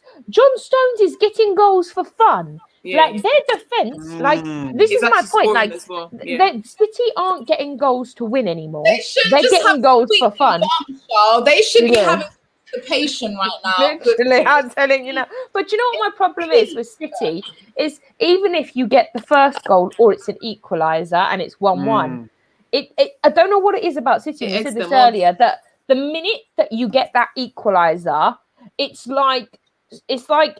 always just before half time that it's 1-1 and they go in at half time and they come out and they're vile, they're horrible. They're like, we're going to get goals for fun. But this is my problem. Like, look at the Everton game. It came 3-1. They literally see an equaliser. Yeah. They see an equaliser and it's like a red. They just see red. Yeah. They see red and they're like, no. We're City. We're gonna show you what happens. And I'm not saying that United, if any team was gonna be able to do something with City, it would be United for me personally. But for me, the problem I have is that United. If we look at it properly, you got Cuss my team, Charlotte. See what happens to you. Cuss my team. See what happens to you. I'm not. I'm just saying. Cuss them. You've kind of had. You've had 0-0s. Like and clean sheet, baby. Clean sheet. No, I get that. I'll take a clean sheet too, and I'll take that. I'll take a clean sheet. But if you're like Chelsea, for me, like we haven't had the best season. Yes, we've had 7 good games since Tuchel's come in. But the fact that for me personally, it should have been a good game and there should have been goals. There should have been goals in the Chelsea Man U game. For me personally, there should have been. 100%. But I think that Chelsea gave you a run for your money. For me, if any, the first game we played you in October, you guys should have won, in my personal opinion. 100%, yeah. But this game, I feel like we should have got something more than just a point because the only reason we didn't is our finishing is so poor. Like our finishing is ridiculous. Yeah, literally. 3 should have scored. Yeah. You know what? It was It's- the way Ollie set up that was so disgustingly boring and dead. Yeah. That did not Yikes. even showcase your team in You're the coming best from a manager, Lambs. Yeah, But I just have to clarify. He's not trying to showcase. But Bobs, come on. After all this the big 6 teams you guys have faced this year, literally, like Moyo said earlier, since the 6-1 defeat against Spurs, the guy has been so scared, terrified to take on top 6 teams, and it's just like, why? When you have But a if you best, look, you've only got one goal. You've only got one goal in the top 6 team, and that was a penalty, and that was Bruno. In the game that we lost 6-1. Yeah. No, but this is my point that I'm saying. Like, this is a big 6 team, and for me, if I was a United fan, this is a game we have to win. It's not like a must win; it's a have to win, because this could be your time to be like, yeah, we didn't beat the other top 6, but we beat the people that literally, like, that's what you need. But I think the problem is that if you don't beat them, I think, like, if you don't beat them and like, let's just say hypothetically, this is a hypothetical. I'm not putting my chest out on anything, like, no chest for here. But if you guys, if City do beat you and we do beat Everton, like, we are 1 point behind you. Yeah. But this is my point. Like, you guys need to win, because these teams are catching up from you, and every 3 point, like, for City losing 3 points, it's not that they're like 14 points ahead. Like, losing 3 points isn't gonna bug you. But like, if you guys lose, like, these teams are closing in. Like, say Leicester win today, and then that's even closer points. And if Leicester win today, you guys have to win tomorrow. Like, all these teams, like, these points are getting closer and closer. I think there's the same amount of points from City to United than there is to United to Arsenal. Yeah. Moya, you go first, then I'll go after you, innit? Yeah, I think that's one thing. Like, we've seemed pretty content with just getting a point in the big 6 games. I think right now Ole sees it as he'll take a point as opposed to getting slapped. That's the mindset he has. But he doesn't understand the gravity of getting 3 against the people next to us is surely must outweigh. Like, the thing is this, we could, if we draw 2. So, for example, there was a point we drew 2 games against the big 6, and then we lost to Arsenal. Yeah, that's 3 games played, and we got 2 points from them. If we had just beaten one person from the big 6 in one game, that's more points than the 3 games we played there. This is what I'm saying. Like, surely you take the risk of losing. You take the risk of losing for the chance of winning. Yeah. So it's about what, points, isn't it? What Moyo said there, like, I echo that 100%. However, if we're gonna go on evidence of the way the season is going, there is no confirmation that Chelsea will make top 4. There is no confirmation that Leicester will make top 4. We saw Leicester stumble recently. Going back to the Chelsea game, what Charlotte says, we should have beat you. You guys will make top 4 either, though, boy. This is what I'm saying. But just for the fact, Lampard failed to beat Oli in the league, and so did Tuchel. However, we move. All I'm just trying to say to you is that right now it's tight. It literally is. It's tight. It's like whoever wants it. And unfortunately, right now, I actually don't think this next fixture for both teams certifies who's going to finish, because listen, everyone's going to lose to City. Doesn't matter. When you come up with them, you might as well just X that with a red X and be like, all right, cool, we move. Literally, I feel the same about you. So have a really good chance of at least. But this is my point. You guys are the best team to have a chance at it. Really good chance. Listen, you can have a good chance and still get beat. I have a question for the Man United fans, for Bob and Moyo. Something to stop them, isn't it? But sorry. Go ahead, go on, Charlotte. You guys can't have been happy with the last couple of performances, because I feel like, for me, I've been watching it, and if I was a United fan, I wouldn't have been like, look at the Crystal Palace game. That don't answer that. Yeah. That for me, like I wasn't like more the Crystal Palace than the Chelsea game. For me, like you actually did like get some shots on target and like you were breaking through and that. But for me, the Crystal Palace game just you should have I'm been not gonna winning. lie. The Like Crystal you Palace should have game, won. And I think also I it's like the tweeted- afterwards as well. It's the aftermath where you guys, even though like you haven't won and you haven't maybe given it like it's not been. I'm not saying it's been awful, but it hasn't been on the United form that you've been on, but you Yeah. guys have been up like all your players afterwards like smiling and giggling with the other players like nothing's wrong when actually Yeah. I'd be fuming. I would have actually been fuming because if that was my players, I'd have been screaming at the TV trying to lose my voice. Moyo, let's boycott the thing. All right, let's boycott the thing. I came on, yeah. It said wine and the football show, not interrogation of Manchester United. No, listen. Before Moyo goes, yeah, listen, Have a drink, Bob. Have a drink. And then I think do you know what? Yeah, I think I said this on the TFT, and I think that Ollie has. I think we all know Ollie's not the man. Okay, I think that's obvious. Okay, however, it doesn't excuse the players playing badly. Now, everyone's played football here, right?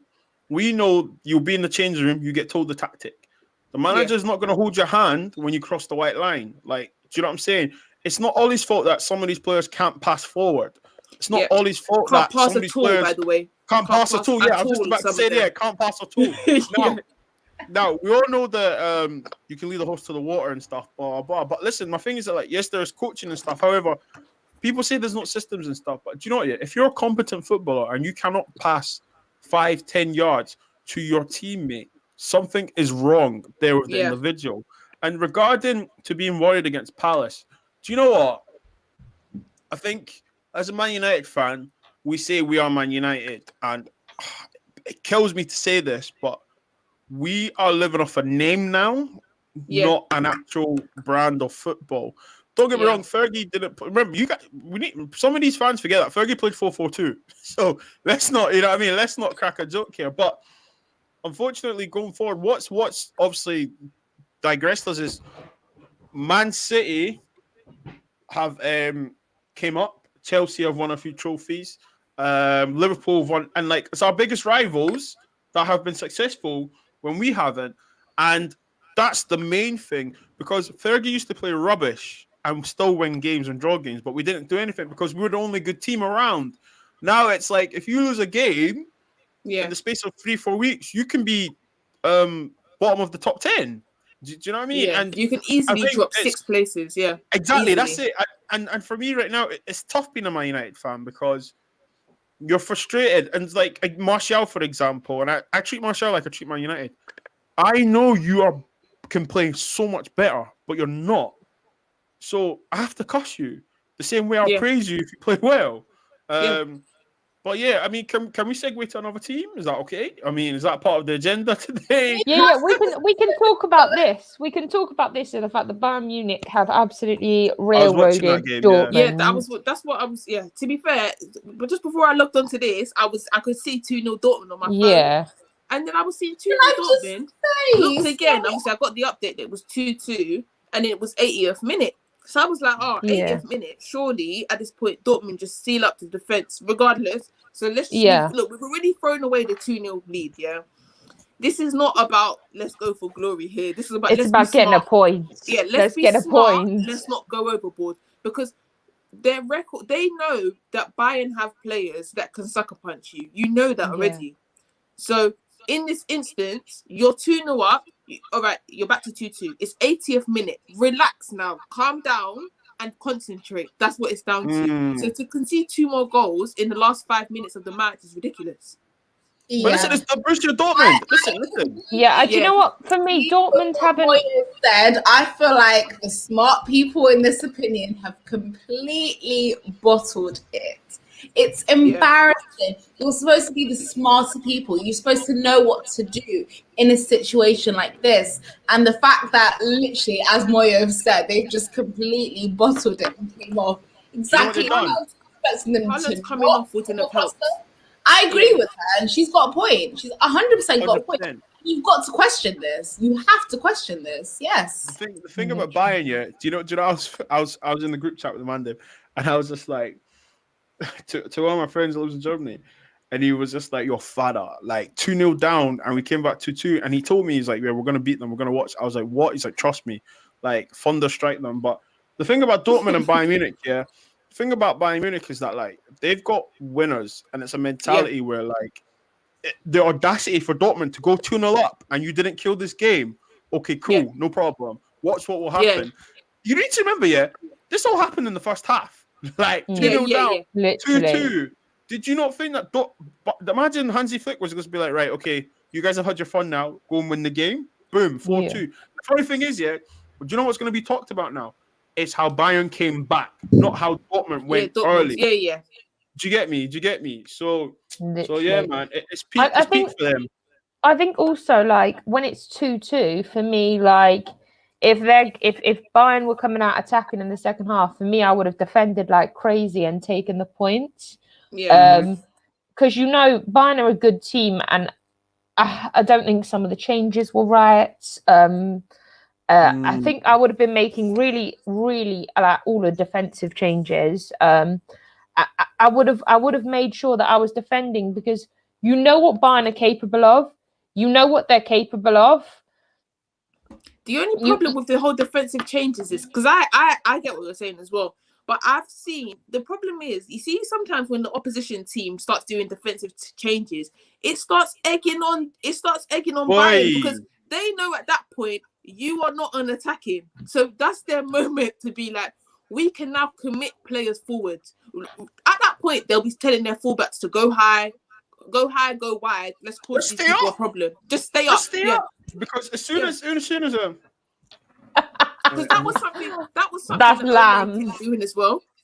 Okay, Lambs, you're on your own with that one. Okay. Yeah. That was something that Ole does as well. Like Ole used to be 2-1 up. You start bringing on McTominay. You start bringing on Tuanzebe. Then the next thing you know, is they've equalized. I'm like, honestly, sometimes, it depends. It depends how rigid, and it depends how disciplined the people you're bringing on are. No, I agree. I agree with Moyo. No, first of all, can I just say, if you saw what I saw, when I just walked into my kitchen, then you'd be very upset as a female. Okay, it would hurt you. It would hurt you. Because it's hurting me. Okay, it's hurting me. Okay. Jesus. Steph London, you hurt me. I suddenly feel like so much less attractive than I should be feeling. Oh, Lambs don't. Lambs, you're fine. Don't worry about it. It's all good. It's all good. Guys, make sure you are smashing the like button. They say, guys, all the good ones are taken or gay.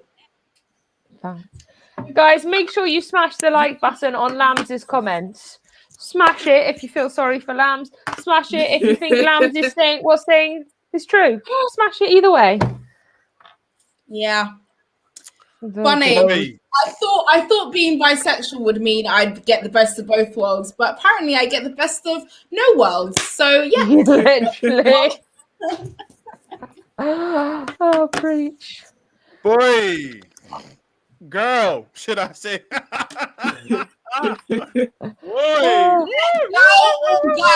should I say, please? Yeah, it's just they're not really being very kind to me right now, is it? Okay, it's sad. You know what? Look, Lambs, we just got to call it lockdown vibes. You think just call it lockdown vibes. June 21st, different Lambs coming out. Like, like everyone's going to be free. I'm going to heaven, and I'm going to make sure they know that I'm here. Yes. That's right, guys. My first stop is a gay bar. June 21st looking like a madness for Lambs, by the way. Right. You know what? Listen, my birthday is literally 2 months after that. So bring it the fuck on, guys. If you want to know, my birthday is August 17th. So yes. Isn't it? Yeah. Leo gang. I'll be 26. I will forgive you if you don't mention my age. Please don't mention my age. But yes, I will be 26 on the 17th of August. Yes. Lovely stuff. Yeah, we love that. Mm. And anyway, age is just a number. Like, it doesn't mean anything. Like, you feel how you feel inside, and that's it. Now listen, Charles, I'm gonna send you a photo afterwards. Yeah, this guy is so fire. I can't. Hey! We move. This guy is so We move. fucking fire. Oh my We god. move. I'm not even gonna lie. Really? Lamb, Why is he gay? Why is he gay? just to clarify, you and Velvet Swan are about to be worst nightmares, worst enemies. Lambs is 32. I'm We 25. Move. Wait, so Rihanna was in your kitchen? Prime, you're an idiot. Prime, you're an idiot. Block. Velvet Swan Temporarily. Velvet Swan says Bob's is 43 years old. Shut up. Don't be stupid. Listen, No, don't be he's stupid. not. No, Thank you, Lambs. Thank you. It's not. absolutely not. Tell him, yeah, just to smash a like and make sure he subscribes. Yeah, smash the like, subscribe. that sounds like the plan. Channel. It's, Subscribe. yeah, subscribe for that. You need to subscribe. Yeah, Velvet Swan. My guy is actually under 30, okay? So subscribe Yeah. for that. Literally, like you guys need to chill your Velvet Swan. Oh, see, look, Prime's got your back, Bobs. Velvet Mhm. Swan, you've been banned for that comment. Yeah, Good, good. Look I at us. lift banning up people. Lambs instead. Lambs is 20. Yeah, we can go. We can go with that. If that works, we can Does go that with work? that. We Bob, can go with Bits is 21 and a half. 21 and a half, and Bob's is 21 and a half. So a combined Andrew, respect 42. yourself. Andrew, respect yourself. Listen, humble yourself right now. I'm coming for you. Respect Well, that was yourself. good though. That was good. You can't. He's always fault coming that. for me. Always coming for me. But now he's a cool guy. Oh, such a legend. Is everyone's age getting baited out? Apparently, Fine, put your phone down. Put your phone fine. down. I'm not Apparently afraid. so. Come for me. I'm 25. Go on. If I'm old, then I'm old. But I'll accept it. Andrew says, "I love you, Bits and Bobs." Yeah. Good looking out, homie. Good looking out. I love you, Bits and Bobs. And to be honest, like, I don't believe your actual age anyway. So,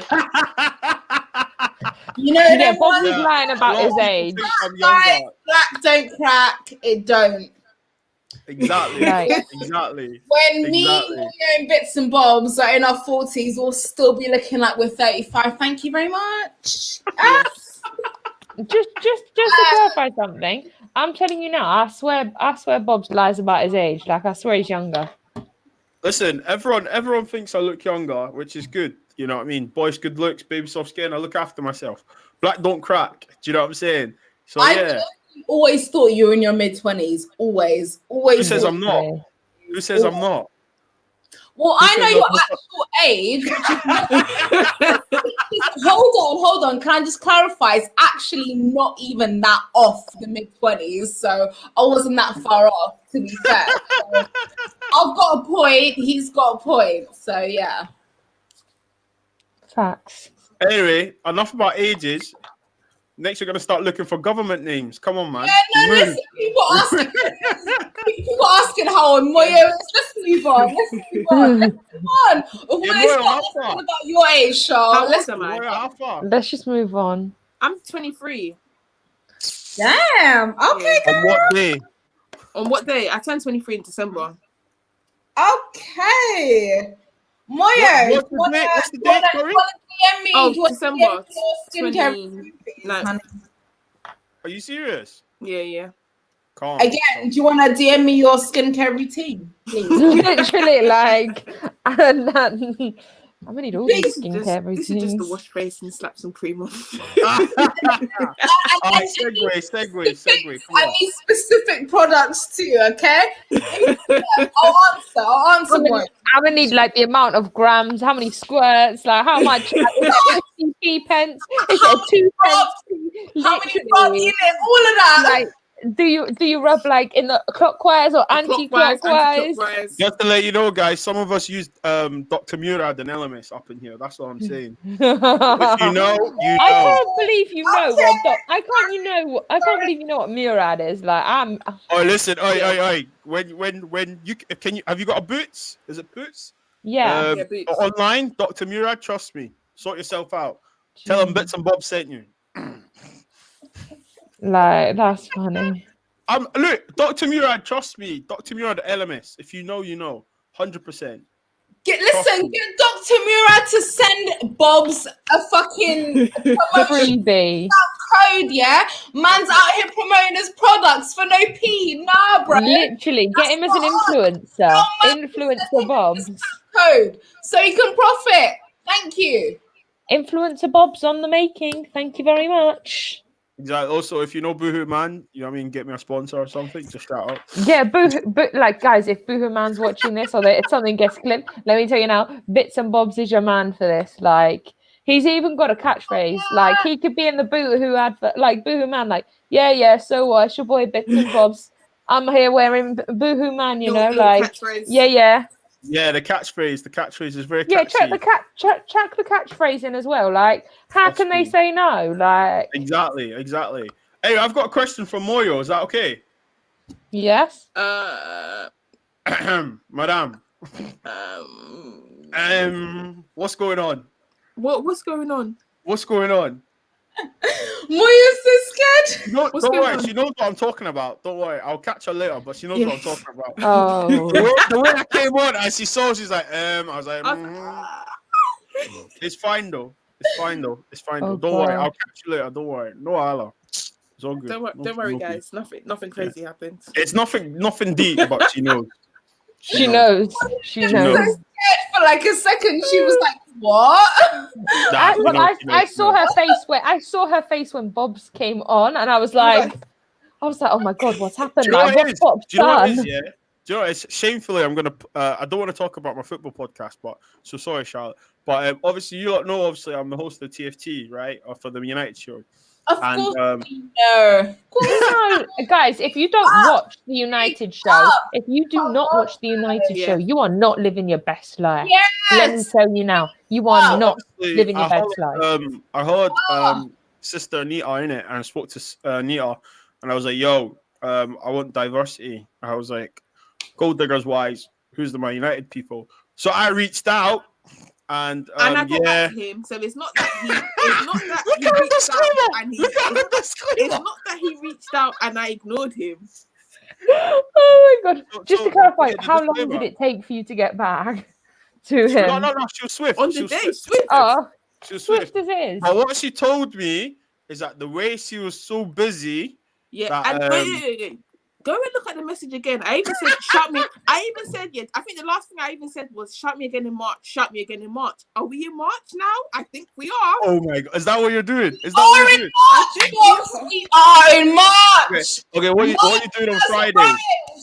On Friday or Fridays? Friday. Oh, the Friday coming? No, the Friday The last. one Of course, gone. Friday Okay, coming. as in yesterday. Got it.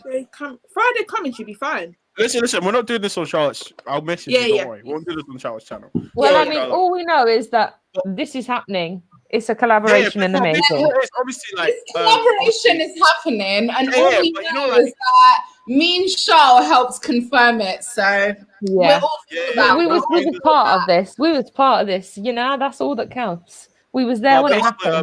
Obviously, you guys know more for equality, so I just wanted Boyo to come on the show and be one of the female panelists. You know, so waiting for her to still say yes. Just Hold on. Can we just Moyo, clarify? say yes. Say yes. Moyo, deal or no deal? To be one of the female panelists on Friday. Yeah, deal or no deal? Yeah, deal. I said deal. I said Friday. I said shout me again in March, and he didn't shout me again. No, it's dope. It's dope. That's a bet. Well, don't worry. I'll hit you up and I'll let you know the situation and stuff. But yeah, it's cool. We'll pattern it. Don't worry. That's a But deal, listen, guys. You heard it Charlotte, here. I've got to go. Yeah. Lambs, as always. My Charlotte, as darling. always. Moyo, finally, we're on a stream Yeah, together. we'll speak. Yeah. I'll speak to you soon. I'll drop you a message later. Winter surfaces work out the In apartment. advance quite a lot. So yeah. Can you Shout out please- to everyone in the panel. Bobs, shout out your YouTube, your terrace show. Shout out your okay, show. yeah. please hug and kiss that beautiful boy of yours for me? Oh, thank you. I will. Yeah, I he is. will. I will. He is. I will. So yeah, obviously bits and bobs. Yeah. So what? Gary the catchiest YouTube phrase right now. YouTube channel bits and bobs. Obviously, I am that host of that United channel on TFT, the Football Terrace. I know a lot of people you watch it, but check us out. The My United podcast is dropping tonight at 9 p.m. Charlotte, thank you so much for having me. Lambs, as always. Moyo, thank you very much for saying deal. And don't be scared, Deal. it's cool. We don't bite at the United. But yeah. Check Charlotte out. Obviously, me and Lambs have a podcast called What Now? And we're coming back where we talk about football, racism, discrimination, and stuff. And listen, thank you for thinking of me for coming on. And I'm going to go now and let you guys enjoy the rest of your wine. And more, check your DMs. I will. See you later, guys. Bye. Amazing, man. Thanks, Amazing. Bits. Thank you, We love you as always. Damn.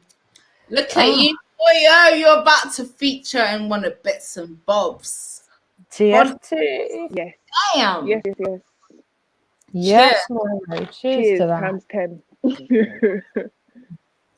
I mean, dude, that has been a eventful deal or no deal. Let me tell you that one. Whew. Oh, that's for sure.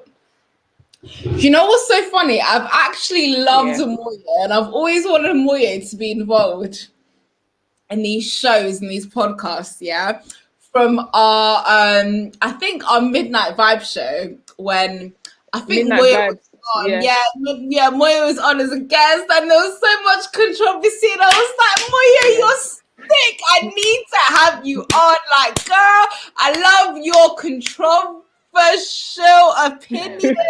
Damn, I love it. I absolutely love it. And I was just like, damn, this girl is gonna blow. And I still stand by that because Moya, honey, Okay. after all this time, like, you're still on my mind because I'm all the gold diggers, yeah, and I love all of the gold diggers equally. Like all of you girls, literally, you have my heart, you have my love, you have my support. But you, Moya, you have just a little bit extra of my support because, girl, Yes. Thanks so much, man. Thank you. Appreciate it.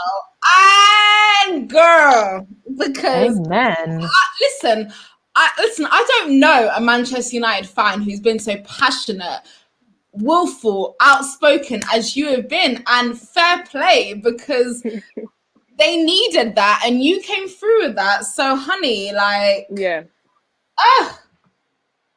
own the platform, own the stage. It's yours. It's yours. Thank you so much. How lovely. That's so lovely. Like for real, Sounds literally like cutting out just- 10,000 Sams. like literally just gotta keep doing it. Like you'll be great on the terrace. I can see you do great things, you know. No, you guys are doing sick things on this. You guys are doing great things Yeah. on this platform. The consistency as well. The consistency. Moyo, soon come. We'll call you on the Midnight Vibes. I guarantee you we'll call you on what's Kendall's show that she does? Oh my god, the women's show. the women's show. We still haven't got a name for that. But boy, guys, please, if you have a good name for this show, a suggestion, please put it in the comments. We would love to throw these suggestions back to Kendall. So please, any suggestions that you guys have, put them in the comments because Charlotte is a regular panelist on the show. Moya will probably go on. I've been on in the past. Like, come on. Like, we want to encourage our female panelists, YouTubers, to get out there, get into the game, to be brave. And, come on. We want you guys to come up with a decent name for us. So, ideas. Come on. I know you can do better than this. Come on. Literally. Like, guys, we need a name for this show. Like, we really do. Like, it's been a minute now. It's been a hot Yeah. minute. We need we need something. Like, we can't be doing this. Like, we really can't. We need something, and we can't have a name for. We need a name. It can't go on forever without a name. Like, if anyone has any ideas, like, I mean, let I us really know. like the name Striking Sugars because, you know, strikers score goals and sugars. Sugar is always sweet. So, you know, but I don't know. Maybe you guys have better ideas.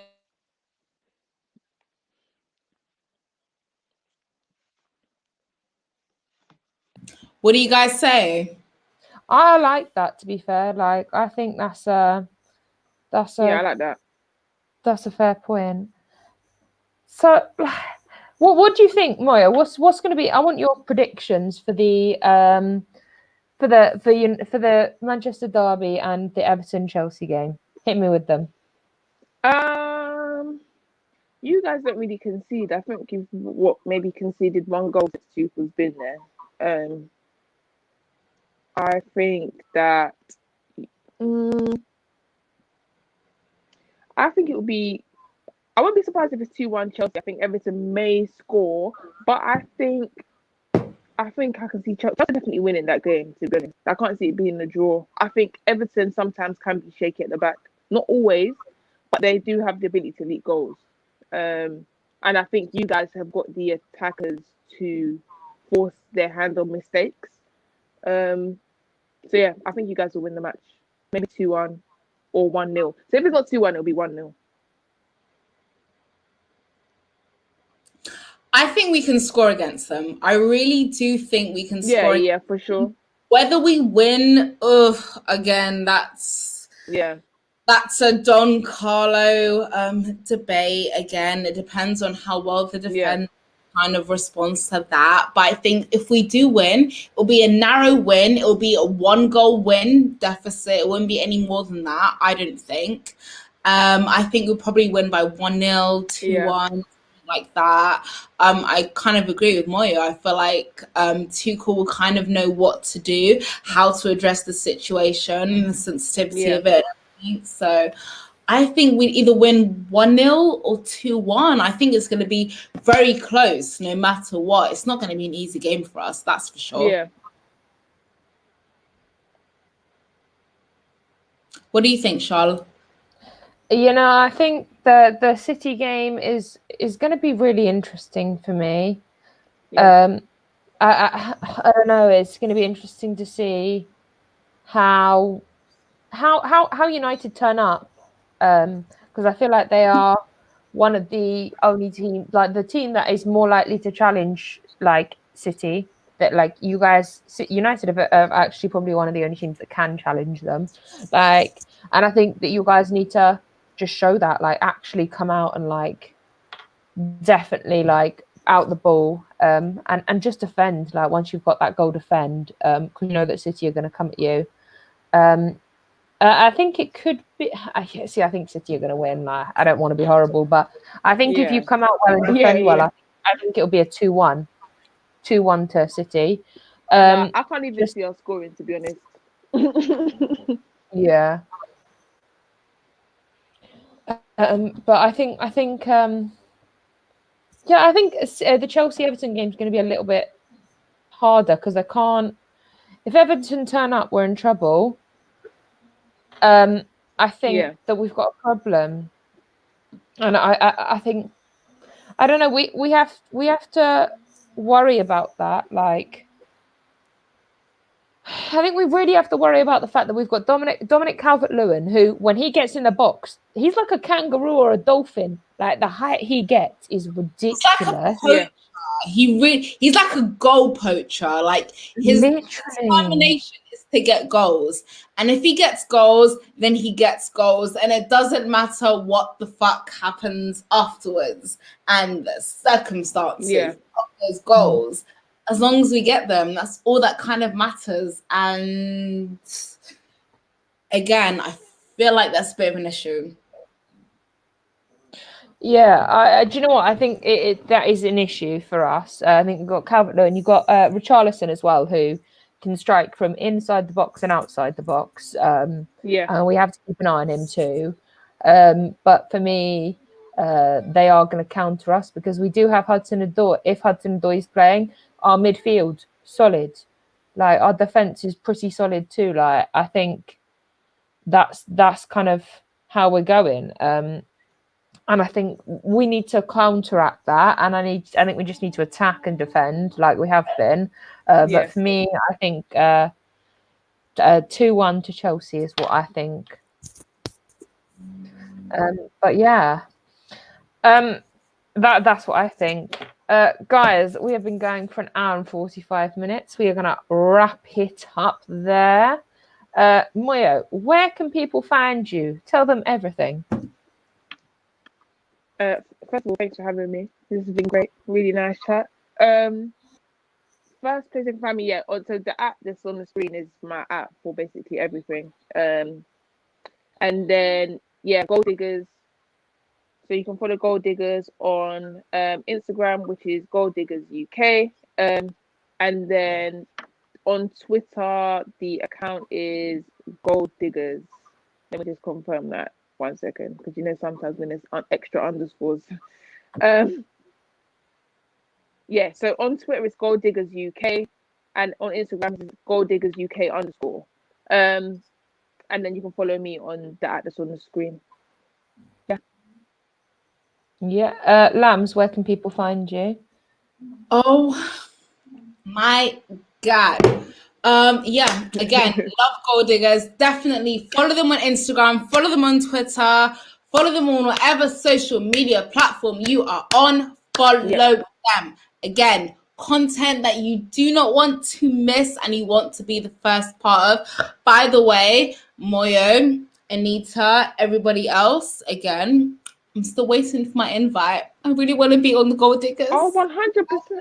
Oh, listen, don't worry.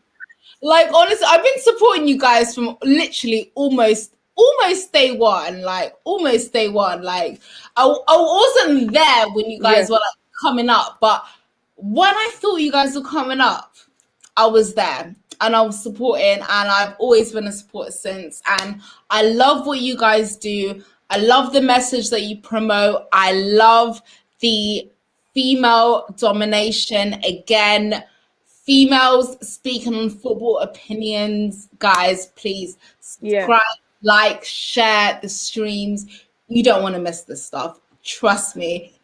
It is gold. It is magic. You do not want to miss it. I feel like we're going to get the upper hand on Leeds, to be honest. And I feel kind of bad for the position that I feel like we've subconsciously put Manchester United and Liverpool in. But I feel like we have the credentials, we have the minerals, we have the personnel to get us through, to back us up, that we can do what we said that we would achieve in the league this year. And I still believe, without a doubt, that we can do it. For sure. Yeah, no, I think we're capable. We've just got to kind of believe and achieve. And that's it. I think we're capable, to be honest. And I think we just need to keep going and keep moving. And I think that's all we can do, is keep going, keep moving, and it'll all pay off eventually. It really will. Yeah. It will pay off, and we will get there. And it just takes time. Everything takes time for this. But yes, guys, make sure you like this video. Subscribe to this channel. Subscribe to Gold Diggers. If you're not subscribed to Gold Diggers, like, what are you missing out on? Everything. Let me tell you that one. Subscribe to Gold Diggers. Follow them on Twitter. Follow them on Instagram. If you're not following them, then you're clearly just female hater. It's okay. We see. If you're not following Gold Diggers, I mean, I can't call you a football fan. We'll talk about that later. But Make sure you like this. Guys, it's been a pleasure. We will see you next time.